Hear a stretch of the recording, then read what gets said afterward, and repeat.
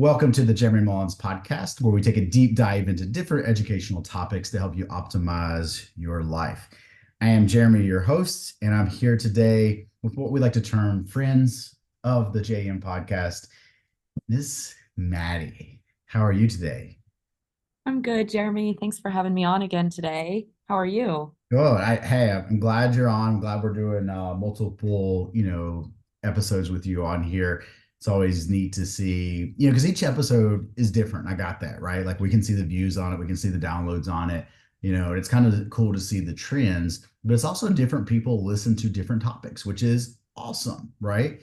And I see, a little bit different trend of different people, that are listening to, yours and I's conversation, which is awesome, right? Because we're really bringing in, I like to say different experiences, right? And a volume of experiences into the conversations. And talking about things that are not necessarily like my game plan. And what I mean by that is, I like to say keep things simple, simple is sexy. I do a lot of walking with my clients, resistance training, certain, diet parameters, protein calories being, the main two. What we're doing is kind of taking deep dives into these. I'm like you, I don't like to call them they're not specialty diets, they're not fad diets, I would just say that they're They're like just dietary patterns of public interest. that is why you are here. You have such good wording when it comes to that, right? Yeah, they're hot topics, right? And got a lot of good feedback on the keto podcast that we did, and from both people who are doing keto or they've done it in the past and was like, you know what? That totally makes sense, right? And so that was cool. It was not, and that's what I want the listener to know. We're going to talk about carnivore today, diet, and we're also going to look at the paleo diet, right? And paleo, I used to teach like early in my nutrition career. I would say that I kind of had some blinders on when I was teaching that, and in the sense that like, okay, we had to be this way. Like if you're going to eat beef, it needs to be grass-fed beef. Don't eat any other type of beef. And you know, good thing about that is you learn that you know diets are individualized, right? And there's good, better, and best when you're making choices. So you might not be able to find grass-fed beef, but if you can find grass-fed, grain finished, that's going to be pretty good. If you can't find anything, grass fed, then you get a leaner cut or a lower fat ground beef and you're good to go, right? So good, better, and best. So other than that, how's life? Life is pretty good. Life's been busy, I think, for both of us lately. But to reiterate what you said, it's always fun to come on here and take a different approach to things that we kind of encounter every single day and to deep dive a little bit more into the information that's out there. And I especially like these because, we pick these topics, Jeremy, but for your listeners, we kind of, well, there are a couple ways, I guess, that we pick these topics. One, there were just a couple that I know, wanted to do right off the bat, and we have this little like ongoing shared note. But the other thing that happens, I feel like a lot of times, is we get into these conversations and it sparks some creativity and some inspiration for future topics. And that's, I think, what is so awesome about coming on here, taking the time out of our weeks, even though we live far from being in the same state. We still get to come on here and share some of this information, which is, a Yeah.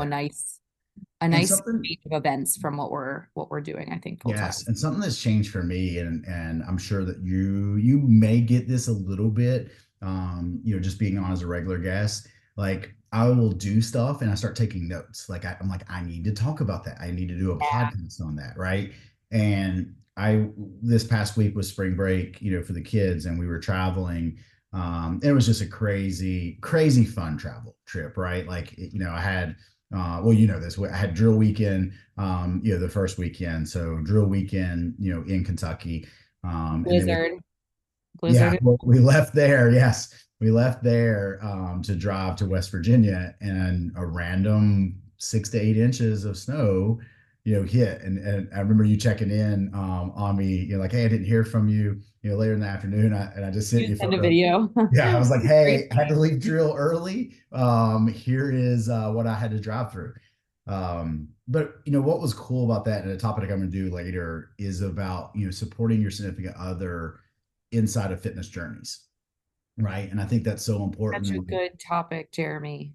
Yeah, and because I've got to take a step back, right, and understand the situation. And like, I don't enjoy running, but running is one of those things that you can do quick, you can do efficiently, and I can get up and get it done and get my workout in for the day, And you right? can do it anywhere. That's one of my favorite things. Like, you don't need anything. So whether you're on vacation, whether you're traveling, whether you're in a remote area, whether you're in a city, running is something that you can take with you. And if it's a skill that you can maintain, that's awesome. Yes. And what I did was I just got up and done it early because I had to do a little bit of work, mid morning. And then the baby would sleep her normal time, say 11 to 1. And then what we would do is at 1 o'clock, I'm sorry, when I got back from running, Katie would go ride her bike around the neighborhood, get 10, 15 miles in. And then we would go out and let her train on some of the bigger climbs. So I had the kids in the car, we're driving behind her, letting her climb these, I call them hills. And she kept saying, Jeremy, they're a mountain. So it is West Virginia, we're in Dolly sod. So, but it just got me thinking, like, got to talk about that. We got to talk about, like, hey, you got to support your significant other inside of their fitness journey, so for them to return the favor. And it's just a communication thing, right? And being able to, for me, yes, running is not the style of training that I like to do day in and day out, but I it know was, we know that you love your barbells. yes, like, but I'm not going to pack a barbell or drive to a gym in the area just to waste time, right? Yeah. So that, I took notes on that. I'm like, need to talk about that, right? And talk about travel, food. And so that's one thing that I have noticed doing the podcast is, like, I catch ourselves doing stuff and be like, you know what? I've never educated on that. It comes natural to Yeah. me. Let it be a topic. So Yeah. I love that. I agree. It's certainly something that, like you said, I mean, you and I, we podcast together every other week. And so it's always something I'm thinking about. So I'll come across things that relate to future topics that I know we'll be covering, and it lends me to like bookmark them and look deeper into them. Or to your point, just coming across things that I don't necessarily know I would have taken the time to dig into a little bit deeper, but topics that maybe have been familiar with, but haven't deeply explored, and kind of can use those as future podcast fuel. So that awesome. is cool to think about. All right, So we're guys and learning, and gals. hopefully your listeners are learning throughout this journey. Yeah, and I've gotten a couple messages, inside the app, where it's just kind of random. Like, we'll be having the conversation of the week and their check-in, and then they'll just message and be like, hey, future topics, right? And I love it, right? Because it throws out That's some different, awesome. yeah, it throws out some different stuff. But today, guys and gals, we are going to talk about the carnivore diet and the paleo diet. Okay. They are close to the same, but with some slight differences, of course, but one of the big things Well, that, I'm going to interject, Jeremy. That's kind of what I thought too. Um, and I think that's what most people think when they think of these two diets, but they're actually very different. And the paleo diet, if we're talking about like the traditional paleo diet, which I think is what people are basing it off of, yeah, it's a very small amount of meat consumption. yeah. Well, let me backtrack that, right? They're almost the same in modern ways that they're ran, if that makes sense, from what I've like seen. And when I say what I mean by that is, like, Oh, okay. In terms of yeah, execution. correct. Because, Yeah. a lot of people they don't like to eat fruits and veggies, so they end up eating a lot of meat on a paleo diet, right? So Yeah.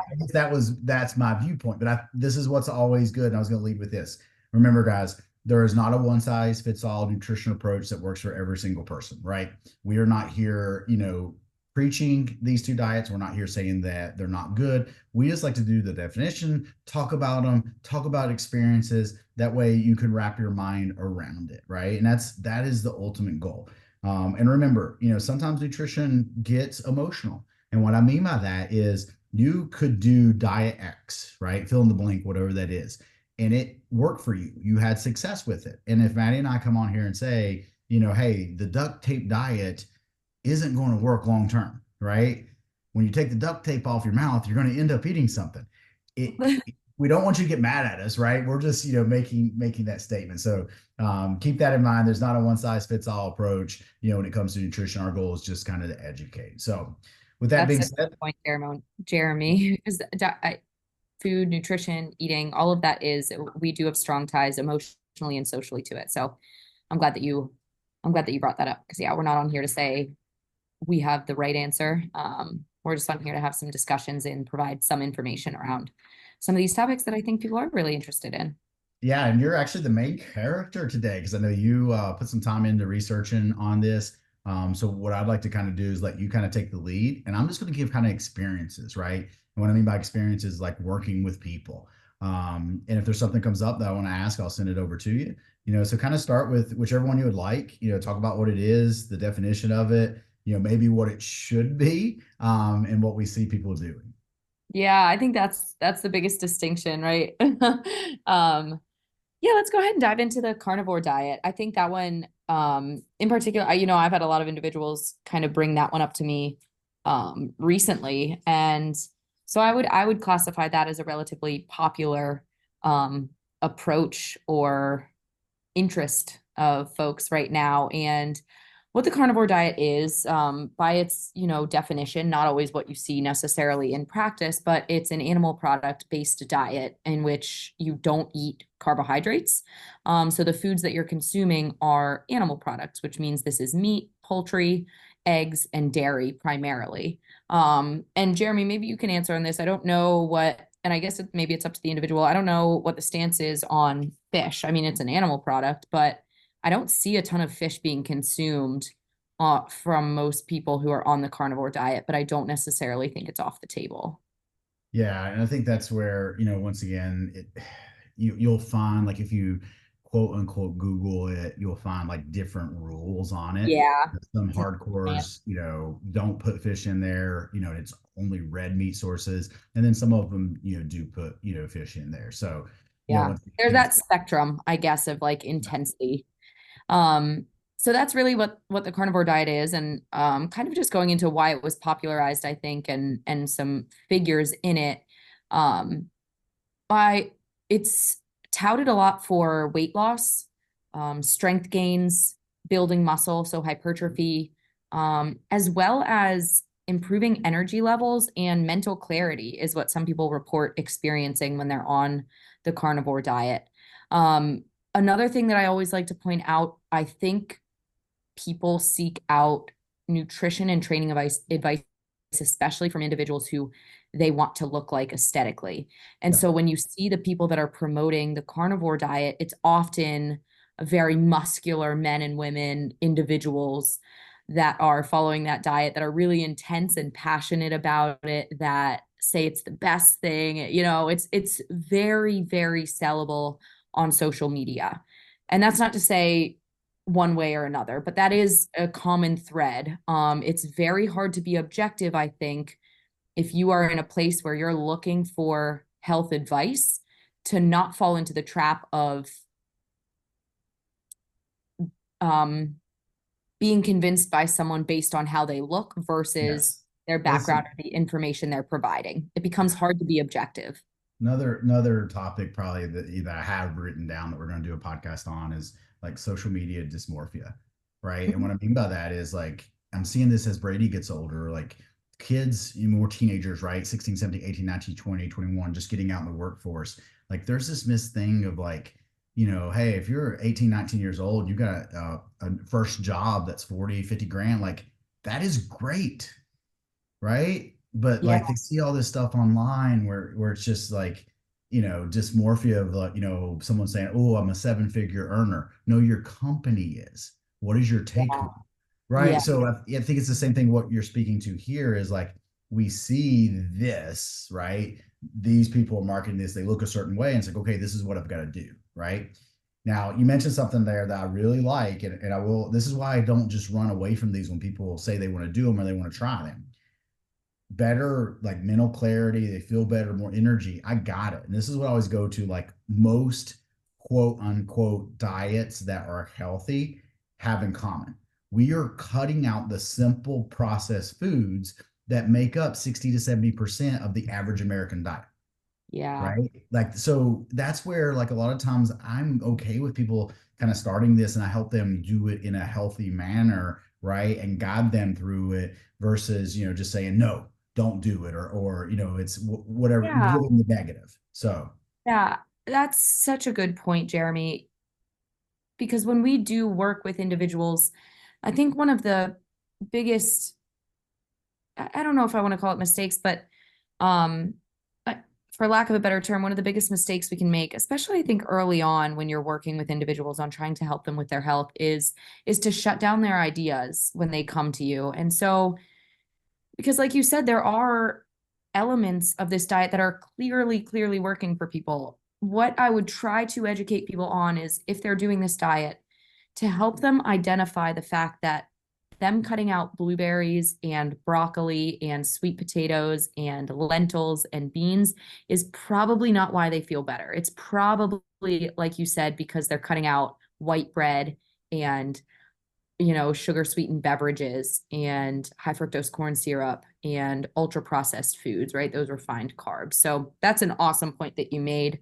Kind of going along the same lines of what we were talking about in terms of where people are getting their information and where they trust it. Another one with this, and I bring up this name, Sean Baker, who was an orthopedic doctor and an athlete.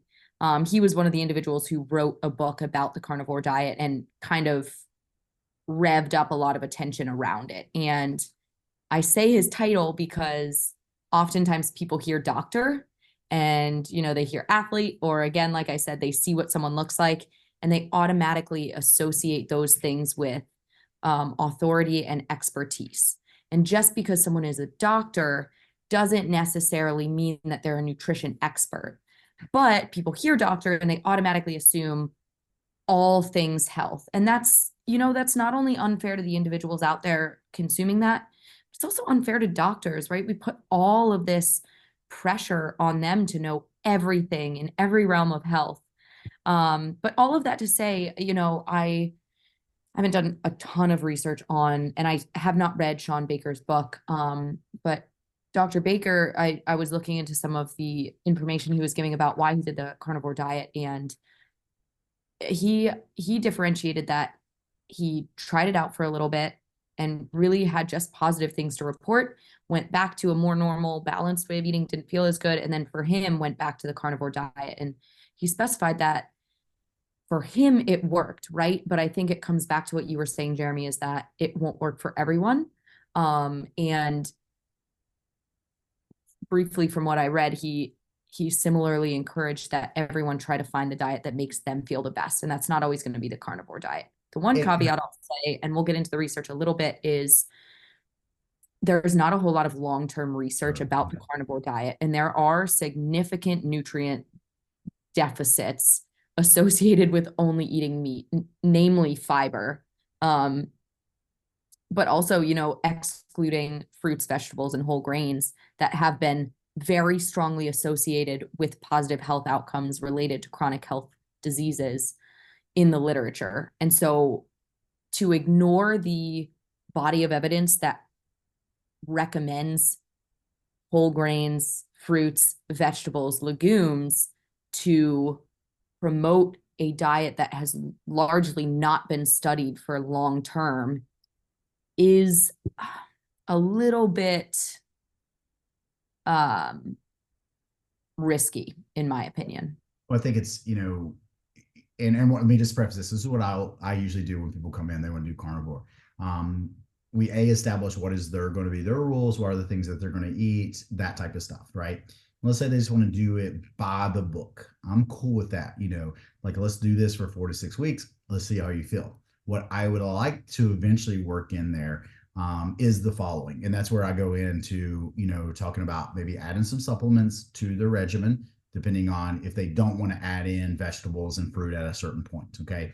So I would do something like our Opti Greens and our Opti Reds plus a fiber supplement, right? Hitting on those things that you're just talking about. And I get it. Some of the argument is that, well, if they're consuming enough liver, products, then they can get the nutrients inside of that, right?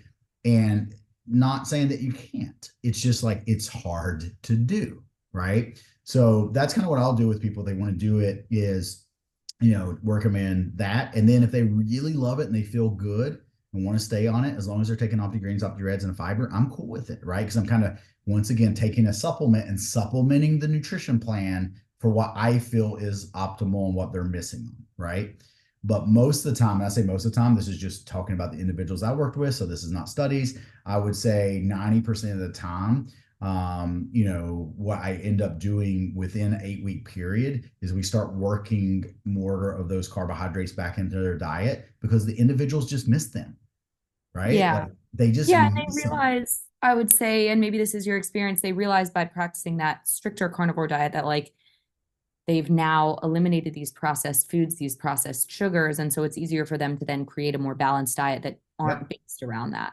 Yep. And And some that, people look different. Some have oatmeal back in, some, work bread back in with the fruits and veggies, some just veggie, some just fruit, right? So it just becomes a little bit of hybrid. And I would say out of the, roughly 9 out of 10 that transition to that, eventually transition back to more of, you know what, Jeremy, I'm just going to eat quality high foods and watch my protein calories, which is, cool. That's what I like. So that's just the yeah, trend that I see working with clients who choose to start with this particular plan. that's awesome. And I think this is a point to the coaches out there. What a great approach to show your client that you're listening to them, that you hear what they want to try and that you support them along the way and you try to optimize what they want to do, right? As a coach, we're a guide, we're not like a dictator. So that's really cool to hear that in your experience, a lot of times it's led them to what, the research shows is maybe a healthier, more balanced diet. A couple last points on the carnivore diet. What I would say is you brought up like liver and grass-fed, grass-finished meats and, organic and small farm batched, all those things.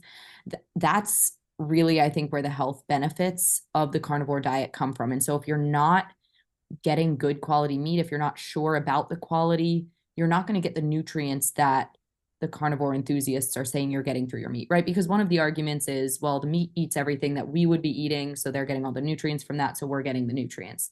Yeah.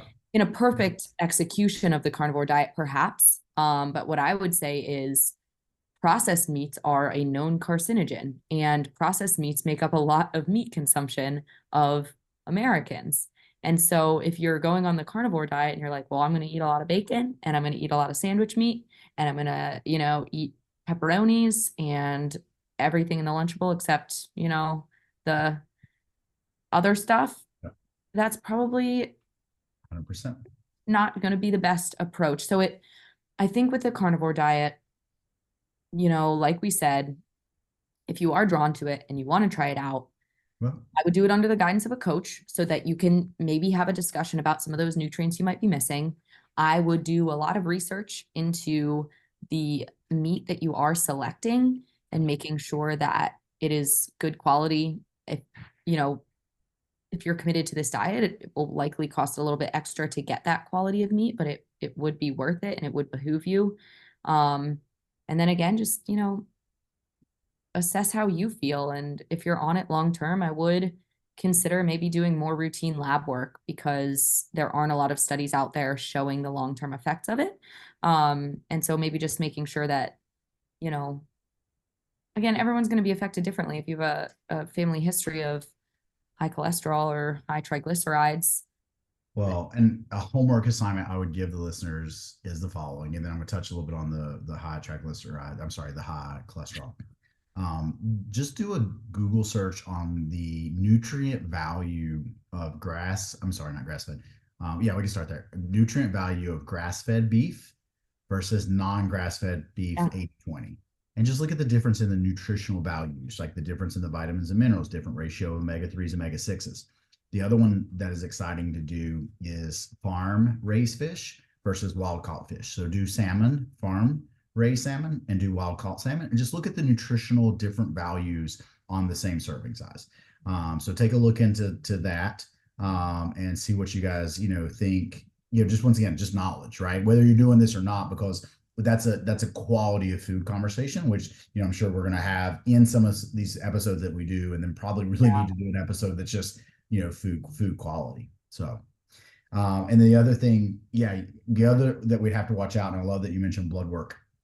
There is a small percentage of people, and I don't know this. I need to read a little bit more. That even if you're doing healthy fats, right? When I say healthy fats, like even the saturated fats that you're consuming are healthy. Like they're coming from coconut oil, they're coming from all grass-fed product. There's some people that just have a genetic component that will drive up cholesterol levels, right? So that's just something to be aware of. So even though it may work for you, in the sense of you like the diet, that type of stuff, it may not be beneficial for you to stay on it long term, secondary to maybe just a genetic disposition that you have. Yeah, that's a good point. I think that's a good place to kind of wrap up the carnivore diet because it leads well into the Paleolithic diet. Most people know it as the paleo diet. And we'll kind of start with where you started the conversation, Jeremy, because I like that you brought up that point immediately, and that people think that these diets are one and the same or very similar. And when you see the execution of them, you do see the execution being very similar, but they're actually quite different based on what is studied as a carnivore or Paleolithic diet and what it has been kind of intended to be and its hypothesized benefits. So the paleo diet, Jeremy, you had a laughing I face. I did. I had to say something before you start because I think it sets the stage, right? And this is what I love when you're doing most of the education. I get to just think of like past experiences and the next thing I want to say, right? But I remember, back when I was teaching the paleo diet a lot. I was really trying to get people away from processed foods, would teach the concepts of, meats, fish, nuts and seeds, right? Like staying away from processed things or things we can hunt and things we could gather as a broad statement. Okay. And I remember we had a little cookout at the gym and someone brought regular chocolate chip cookies and maybe they were brownies. I don't know. I can't remember what it was, but regular ones versus paleo chocolate chip cookies. Okay. None of the regular chocolate chip cookies got touched. The paleo ones were gone, right? And I came and I asked the girl that made them, like, hey, you have the caloric and the macros from that. The paleo cookies had more calories in it than the regular cookies, right? It was just the term paleo. Everybody thought that, oh, they are Oh, healthy, right? They are good. And so that just made me laugh in the sense of us talking about it, right? Like, and it still goes back to like, okay, if you're doing the paleo diet and you really want to have, success with it, you still have to track because that's one of the things I hear people all the time. Well, you just eat these foods, you don't have to worry about it. No, you still have to be aware of the total calorie consumption that you're having if the goal is, for example, fat loss. So that's the reason I was laughing. It's a good story to kind of set the tone. that is a perfect intro because we'll get into that a little bit more later. And I think that it's not an uncommon situation, right? We see the label posted on it. We see a certain individual that we aspire to be or look like or feel like or perform like doing it, um, and then we want to do it. That also brings me to a funny little like anecdote is some of the athletes that Tonal uses to use those high level athletes as if they're doing Tonal every day to get them to where they were is just funny. You know what I mean? So it's like remember the marketing. Hey, I'm gonna have you start over with that. So we are about 23 minutes in. Go, it froze on like when the first time you said tonal athletes. Okay, okay. So Yeah. just a funny anecdote is, and this is along the same veins, but more in the fitness space, I guess, is that Tonal uses these high level athletes to market their product, which again, this is nothing against Tonal, but it creates this association in our brain like, oh my gosh, LeBron James uses Tonal. That's how he got to where he is. It's like, no, it's most certainly not. And Um, that's the old way of supplement. Like that is one of the reasons I fell in love with First Form 10 years ago, right? Because they didn't do that. They took yeah, everyday quote unquote people who by all means are still look good, still are good athletes, but they weren't like pro athletes that were, hey, yeah. they were taking the product first that earned the position of athlete or brand ambassador, right? And I think that's so true, right? Because it's just that's how marketing works, right? We say it from the beginning. We said it earlier, like oh, that person has the body that I want. I need to go do everything that this person's doing. Yeah. Right. So I think that's Yeah. a really good point. And marketing isn't bad, guys. We're not here to, we laugh about it. It's just, it's about, again, going back, one of my favorite phrases is just like being an informed consumer. And it's hard, it takes practice and it's a lifelong process, but being as objective as you can and, doing your own research, like Jeremy was saying. But with the paleo diet, so the paleo diet is based on this concept that we should be consuming what our prehistoric ancestors consumed, and that we should primarily be avoiding modern, ultra processed, readily available foods that have been popularized really in the last several decades since the Industrial Revolution, which has made food really, really accessible. And also, we've formulated ways to make food very, very palatable. And I'm kind of using food here as a loose term, right? There's whole, less processed foods, and then there's foods that we've created. Um, and so the paleo diet includes foods, as Jeremy mentioned, that can be hunted, fished, or gathered. So really taking us back to our foraging days.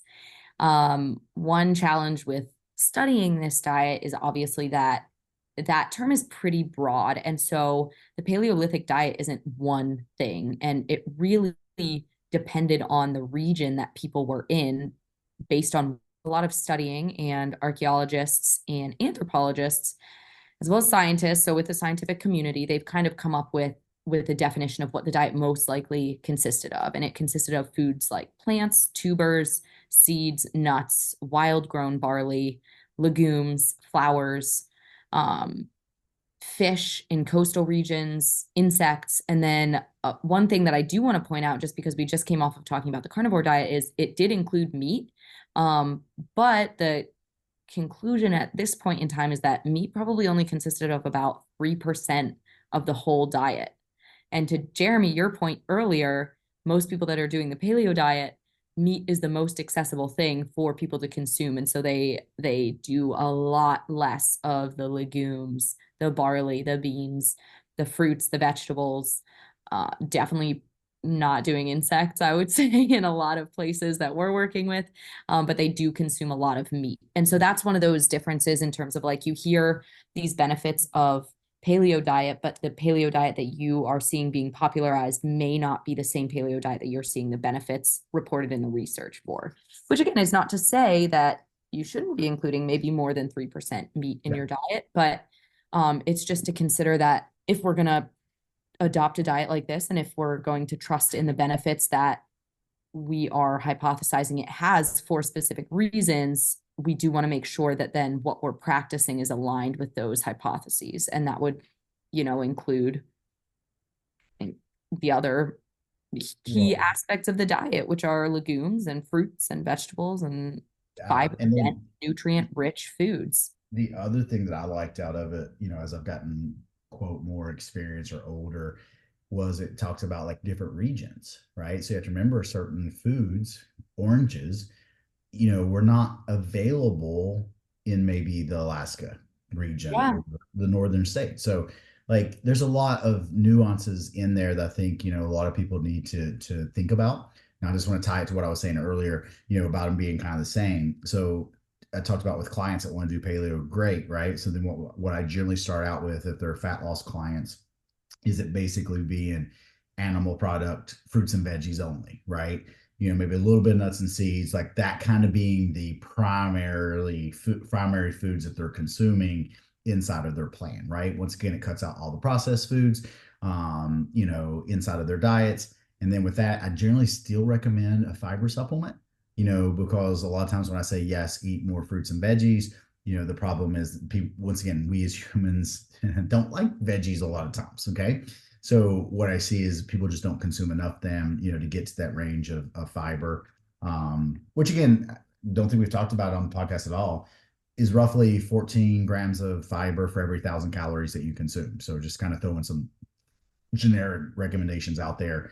And I think for females, man, this is off the top of my head. So if you guys go out and douse me on it. I think for guys, it's something like 28 to 45, and ladies 20 to 35, somewhere in those ranges, depending on which governing body you're recommending from. So being the Yeah, a recommended little fiber. higher. I think the minimum is like 25 for females. And I like that you brought up the 14 grams per It's a generic recommendation, calorie. right? Yeah. 14 for 1,000. So Yeah. technically if someone was on a reduced caloric diet, then like, 1,600 or something, then the 20 grams would be the range. But those are just ranges. Once again, like a lot of things. But you can see why, for example, 30, 40 grams of fiber respectively inside someone's diet, like that's hard to get in when you're not eating whole grains, fruits and Yeah. veggies. Yeah. And so that I think speaks to the benefit of that more balanced, inclusive diet. And again, like you mentioned, Jeremy, I like that you pointed this out. One of the big things about the paleo diet is that it eliminates, for lack of a better term, depending on how strictly you're following it, it eliminates added sugars and even added sodium. And so, what you see in the literature, any diet that has success, not just on weight management, but on chronic disease prevention and management, the common threads are not including added sugars, eliminating refined grains, and limiting sodium. And so, a diet that is going to be whole food based that eliminates those three nutrients of concern is going to have positive impact on not only weight loss, probably because, on a diet like this, you're again, whole foods are more nutrient dense, less calorically dense. And so you're probably going to take in less energy, which the research has shown has been associated with a paleo style diet. But then you're also eliminating a lot of those triggers that not only cause but perpetuate and worsen chronic disease. And Um, and I would say like a lot of the clients that I would see that are doing quote unquote paleo theme, um, it ends up being like kind of a paleo hybrid Mediterranean thing, mhm, yeah, in today's food choices, which is yeah, awesome. Like I can get down with that, right? So once again, not a bad thing, right? Like I think it's, focusing on whole foods and that type of stuff, but we have to recognize that a golden delicious apple today was not what apples look like 150 years ago or 1,000 years ago, right? yeah, Still got to be careful with just eating these products. Another example that I got before in paleo is like people will consider honey paleo, right? And honey is a simple sugar. And I had a female client one time that was just putting honey on everything, right? And the calories in the side of this diet was still very, very elevated, yeah. primarily secondary to the honey. And she was like, but Jeremy, it's paleo. And I'm like, I got that. But we can't consume, a cup of it a day and Yeah. keep our calories within range, to lose weight like your goal. That is funny. Yeah, you have those, those teaching moments, but that is important to let everyone know because again, it's something I think that some people would consider obvious, but again, we associate these terms and these concepts with health, and it comes down to the execution. It comes down to the patterns and concepts, and not just the word Yeah. that is attached to it. Um, but yeah, I mean, the American Diabetes Association, I believe, in their most recent updated guidelines, actually now includes a Paleolithic style diet as one of their um, recommended or approved diets for management of diabetes. And again, it has a Awesome. little asterisk in those guidelines that says that there's not a whole lot of research on it, which is true because to your point, Jeremy, um, a lot of what we have been able to study is the Mediterranean diet, and it has yielded great health benefits. And so there, I think it's hard, again, going back to we're not living in the same era that we're basing this diet off of. And so it makes it challenging to study, I think, and that definition hasn't been necessarily as clear for a ton of years. So I think it'll take time to acquire more research on it. But one piece of evidence that I did want to bring up is um, there was a study done, and maybe we can include this one in the show notes, Jeremy. I'll send it to you after, but it was looking at the satiety effect of Paleolithic meals versus others. And the paleo diet and style of eating was significantly associated with increased satiety or increased fullness. Yeah. So there could be an element of utilizing a paleo diet for um, appetite management and then therefore weight loss, which could be really useful to individuals. Not to mention it does teach really strong primary concepts of strong, nutritional patterns. Yeah, and I can see that. Remember, our satiety really comes from protein and fiber, right? So meats and veggies, guys, and that keeps your calories relatively Fats low as too. well, right? Healthy Yeah. fats I would add in there. So the nuts and the seeds component. Yeah. Yeah. And nuts and seeds, definitely, especially if it's not a reduced caloric diet, right? Because, Mhm. a lot more people are going to be Yeah. able, you know, if you're not on a reduced caloric diet, it's easier to work the nuts and seeds in there, avocados in there, that type of stuff. Yeah. And I would like to, be able to look back in 10 years to see where the carnivore is in some of the research, right? If so, I know that's going to be really interesting. yeah. So does the American Dietetic Association pick that up in 10 years and say, hey, these boundaries of, carnivore diet is good, right? Because technically speaking, on both paleo and carnivore, if we're cutting out the simple processed carbohydrates, we're controlling the carbohydrate load. Therefore, we're controlling how much blood glucose and insulin someone makes, I right? think So one thing to put in with that though is there have been shown that there may be more success to in managing health and not just emphasizing what needs to be eliminated from the diet, which we know are the sodiums, the saturated fats, and the added sugars, but also emphasizing the nutrients and foods that we know have positive health effects, which are fruits and vegetables, fiber, and whole grains. And again, we say whole grains, right? If you have like celiac disease, things like that, you have to avoid gluten. But um, uh, yeah, I think there's an element of we tend to focus on what needs to be eliminated, and you are yeah. absolutely correct. In both of these diets, it eliminates things that we know are hazards to our health. But I worry that it sometimes doesn't emphasize the things that also promote good health Yeah. and drive processes in our bodies that, you know, prevent illness and optimize mental and physical and emotional health. Well, and I think that's something that unfortunately a lot of quote unquote diets focus on. It may even my education, I think sometimes, focus on because I'm attacking, what I know is going on, right? And that's Yeah. generally speaking, we are overeating processed foods, and overeating food volume, right? Portion size in general, right? And I've gotten better about, speaking to, okay, we want to increase protein in the diet. Here are the benefits of increasing protein. We want to increase produce. Here are the benefits of increasing produce in the diet. So I think that's just a common thing that sometimes we do, right? And especially in like sports coaching, we don't want to do that, right? Because what you tell someone not to do, then they're thinking about that, right? Like, Think about, yeah, like don't swing early. Well, then the person swings early because they're thinking about swinging early, right? well, they're like, Versus, well, why? What's going to happen if I don't? And then they do yeah, it. And you're like, yeah. okay. So I like that aspect of of maybe looking at, okay, what are the benefits? And guys, that's what we're trying to do here is like go through this and just show you like these two diets specifically, or programs or man, it's just the definition of them, right? Eating styles, there we go. They have some benefits, right? And just to hit on a few more of the things that I've seen go wrong inside of them, right?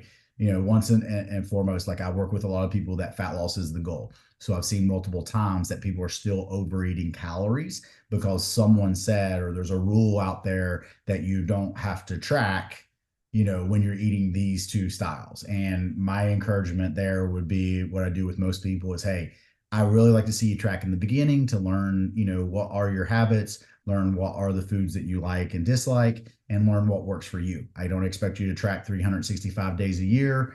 Wait, yeah, days a year for the rest of your life, right? I don't expect that. But I do like you tracking in the beginning so that we don't see those mistakes in there. The other Yeah, we one, got to know where we're at in order to change anything. 100%. And the other one you mentioned earlier, quality of food matters. hey Jeremy, I'm eating paleo or I'm eating carnivore. What you have? Well, I had a Big Mac and I didn't get any sauce and I threw the bun away. Okay, so and that's not just one time. Like for those that are traveling and you want to hit your macros for the day and you did that, I'm okay with that. What I'm speaking to that conversation is I've seen people that is consistently what they did. Yeah, like You zoom know, out, look at the overall quality. Correct. Like day in and day out, that was the quality of their diet. And you went back to it earlier, the pepperonis, the non-healthy, processed deli meats. Because there's some deli meats out there that can be good, right? But that's something to keep in mind too, is those are common themes. Or the other one, it just popped in my mind. We see this a lot with programs, right? Hey, you follow carnivore for X amount of time, you follow paleo for X amount of time, you're very strict on it. And at the end, you don't maintain the habits. The pendulum swings all the way back to the other side. You go back to the old habits. And, once again, all we did was have a short period of quote unquote success because we looked And at it as a given period of time. yeah, if I can jump in there, and I think when that happens, the association we make is, oh my gosh, I was so successful over here only eating meat. When I went back over here, I gained all this weight again. I became unhealthy. Oh, the only way to be healthy then is to only eat meat. And we inappropriately associate the things that we added back into our diet as, well, I guess I can't eat fruits and vegetables and sweet Yep. potatoes and rice anymore. But it's really, okay, well, maybe it's those known hazard nutrients, which are the highly processed, highly refined, added sugars, tons of sodium that you added in. But our brain doesn't make those associations. We see when we were successful, we see when we weren't successful. And like you said, if you're not tracking, you're probably not going to account for as many added sugars, added sodium, added saturated fats that you're intaking. So you'll just think that, okay, well, now that I added back in grains, I guess they are the ultimate enemy. And then you go right back into one of the two extremes. And so I think what the last point I would make is that there are some known things in our diets that we know benefit us when we remove, and that's the sodium, the added sugars, the highly refined, highly processed foods. Doesn't mean you can't ever have them. It just means we know that they're over time, if you are primarily consuming a diet made up of those, it will negatively impact your overall health and longevity. And then we also know there are some nutrients that have been shown in the literature to be very positive for us. And that includes things like fruits and vegetables, phytonutrients, whole grains, legumes, nuts, seeds, um, all of the things that we have associated with positive health. Um, and so that's not to promote or demote either of these dietary patterns. It's just to, remind you of what makes these things successful. Is it really that you're only eating meat, or is it that you've now cut out a lot of the highly processed, ultra refined added sugars that you were consuming before? 100%. And that ties it into earlier what you just said, the emotional aspect, right? Because not only do people get emotionally attached, oh, this works, right? They also get that negative part, what you just said. They blame one food group. Well, it's the carbs that made me overweight, right? Not counting all the, like you mentioned, the saturated fats, the sodium, the things are coming from, what we deem there. So I think that ties it right back into what we started with. And then the other thing, like just know, guys, that if you choose either one of these, a lot of people will not stick with them long term. They look a little different. Just back to what you're talking about, the doctors. I would like to see what he is consuming today, right? Like, because I think he did. I remember reading, his the carnivore diet always relates back to the history, kind of with him. So I'd say it's been 2 years, maybe that something like that. So it'd be interesting to see what has changed, right? Because things change Yeah. with me. Like I do more carbohydrate now than I probably ever did. Because I was always, thinking that for me, carbs are bad. Because if I do a lot of carbs, I do feel a little bit tired. They don't agree with me as good. And that's what I overeat, right? So I think, learning and changing and evolving as you go, when you're seeing results, like that is what matters in this journey, in this process, learning what works for you as an individual. I agree. Awesome. I think, as always, great conversation. and for the listeners out there, like if you have a specific question on paleo or carnivore, let us know. We'll give, our opinion on it. Because once again, like when you get into the rules of either one of them, it's going to be different probably for whoever's teaching it or what camp it is, that type of saying. But the concept of it, like what we said, and remember, it's what I teach: protein and calories, right? So calories being at a level that's promoting whatever your goal is, gain muscle, lose body fat. Protein at a good enough amount to, maintain muscle tissue or gain muscle tissue. And then we eat a primary protein source at each meal or each snack, and then we eat a produce. Then from there, depending on if you like more carbs or like more fats, then you go into those healthy fats, right? You look for the avocados, the coconut oils, the nuts and seeds. If you want more carbohydrate, you look for like what Maddie has said multiple times a day, the legumes, right? The whole grains, right? Because that's kind of a choice of where do I want my sources. So that's kind of, once again, what I teach on a baseline, and you can see where both of these quote unquote nutritional approaches today can fit into that baseline with a little bit of modification. So Absolutely. That was a really good summary, Jeremy. Hit all the awesome. main points. Guys and gals, I hope you guys have a great day. Thank you for listening, and we will talk to you soon. Thanks, everybody. Thanks, Jeremy.